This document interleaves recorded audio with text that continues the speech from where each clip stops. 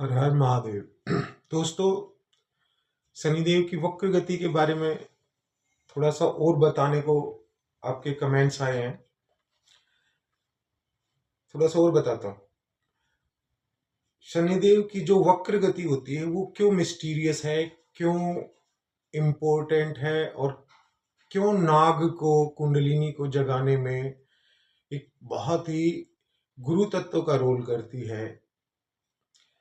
जो 7 ग्रह हैं वो रोशनी सूर्य की प्रकृति में आते हैं,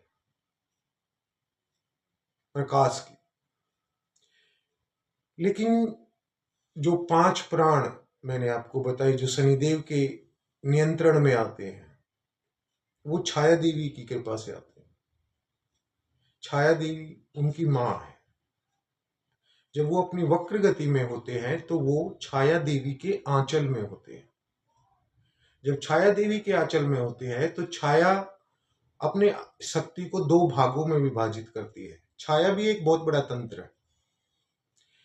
2 भागों में, गर्दन से नीचे केतु और गर्दन से ऊपर कपाल में राहु, यानी राहु केतु भी छाया ग्रह ही है। ये आपका ज्योतिष बताता है।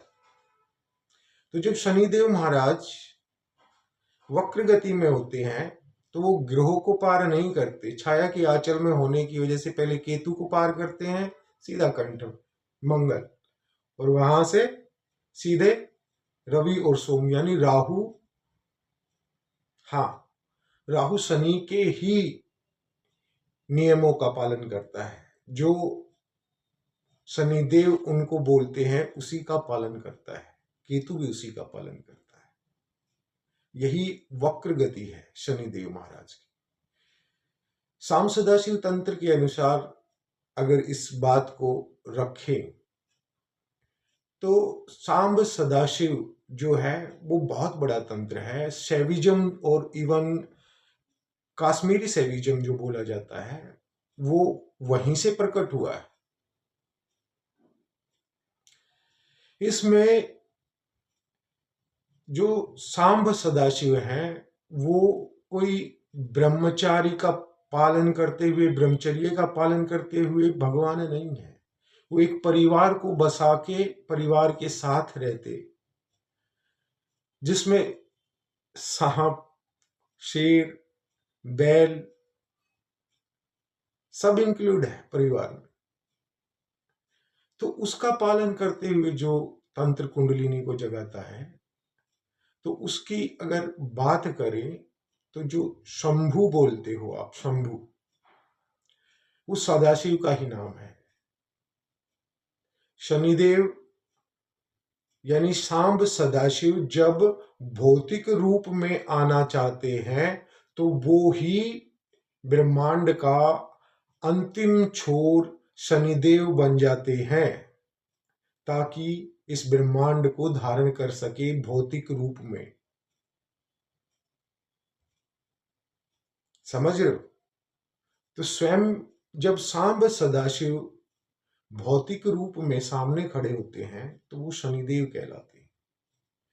अब जो सांब सदाशिव की शक्ति है वो नहीं चाहती कि सांब सदाशिव सदा भौतिक रूप में ही ब्रह्मांड के दूसरे छोर पर रहे। इसलिए वो अपनी अनंत शक्तियों को शनिदेव महाराज को दे देती है कि आपको वापस अपने ज्योति रूप में आना है। यानी कुंडलिनी को जगाने की जो विद्या है वो शनिदेव महाराज के ही पास है। जब कुंडलिनी ग्रहों को भेदती हुई ऊपर नहीं उठती, चक्रों को भेदती हुई ऊपर नहीं उठती, तो शनिदेव महाराज राहु केतु को निर्देश दे देते हैं।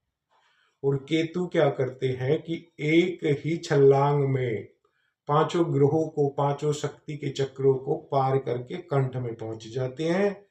और राहु हाथ पकड़कर ऊपर खींच लेते हैं। जो कपाल की शक्ति तंत्र है, बिंदु है, उनकी पूर्णता प्रदान कर देते हैं शनिदेव के आदेश पे। खत्म कहानी, ब्रह्मांड खत्म, दिन खत्म। राहु केतु पालन करते हैं अगले के आप। इसलिए शनिदेव महाराज की बहुत कृपा होती है कुंडलिनी जागरण में। यानी खुद सांब सदाशिव ही शनिदेव महाराज के रूप में खड़े हैं। किसी की जय कर लो, सांब सदाशिव की कर लो या शनिदेव की कर लो, एक ही बात है।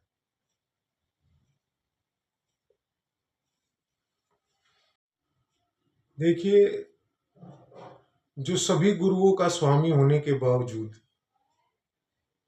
यानी जल तत्व के स्वामी शुक्राचार्य जो गुरु कहलाते हैं, और अग्नि के स्वामी जो गुरु बृहस्पति कहलाते हैं, ये दो गुरु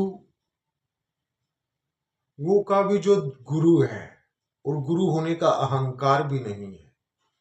इतना बड़ा सदाशिव ही हो सकता है। कहते हैं जो जीव शनिवार को पैदा होते हैं वो जल्दी कुंडलिनी जगा लेते हैं।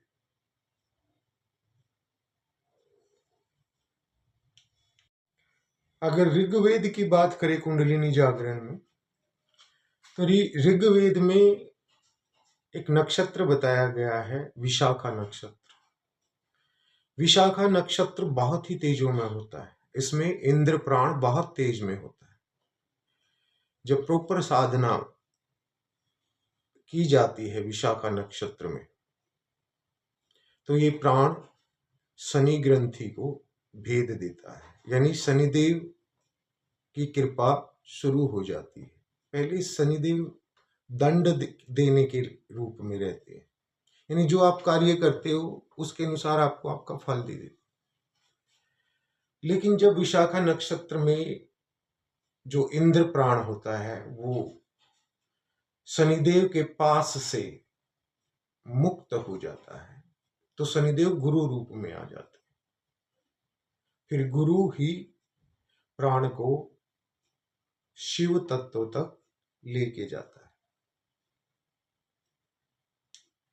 अब आपको एक और विद्या बताता हूं कुंडलिनी जागरण में, जो बहुत सहायक होती है। जिस नक्षत्र में आपका जन्म हुआ है, जब वो नक्षत्र शनिवार को आता है, तो आप बहुत जल्दी शिव में, यानी कपाल में, सहस्त्रार में पहुंच सकते हो, साधना के द्वारा, पूजा के द्वारा, ध्यान के द्वारा, योग के द्वारा। एक दोस्त ने पूछा था कि ये कैसे पता चले कि उसकी कुंडलिनी किसी जीव की जग रही है या जगने के रास्ते पे है। ये एक्सेप्ट देखिए, जब आपकी कुंडलिनी उद्धव गमन करती है, ऊपर की तरफ गमन करती है, तो आपके साथ क्या होता है कि आपके कर्मफल आपको इंस्टेंटली मिलते हैं। आप जो कर्म करते हो उसका नतीजा बहुत जल्दी मिल जाता है। ये एक साइन होता है शरीर में। और दूसरा साइन क्या होता है कि आपको कुछ ऐसा सुनाई देने लग जाता है जो कभी पहले सुनाई नहीं देता था, लेकिन वो वहां पर पहले होता था। यानी आपके पास होता था लेकिन आपको सुनाई नहीं। कुछ ऐसा आंखों के देखने से समझ में आने लग जाता है कि जो प्रत्यक्ष के पीछे खड़ा है वो क्या है। ये साइन होते हैं। कुंडलिनी जागरण के बाद एक खतरनाक काम भी होता है। जीव सदा शनिदेव की वक्र दृष्टि में रहता है। वक्र दृष्टि में होने के कारण सदा रहेगा कुंडलिनी जगगी। तो फिर क्या होता है कि जीव को इंस्टेंटली उसके कर्मों का फल मिलने लग जाता है, इतना जल्दी कि उसने सोचा भी नहीं होता।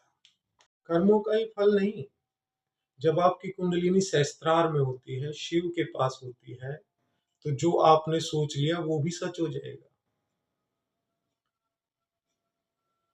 जो भी सोच लिया, चाहे नेगेटिव सोचा चाहे पॉजिटिव सोचा, लेकिन सदाशिव तक पहुंचते पहुंचते, शिव तक, सहस्त्रार तक पहुंचते पहुंचते, जब जीव कंठ में होता है पहले, वहां पहुंचने से, तो जो नेगेटिविटी पार्ट है, जो हम नेगेटिव सोचते हैं खुद के बारे में या दूसरों के बारे में, वो गिर जाता है।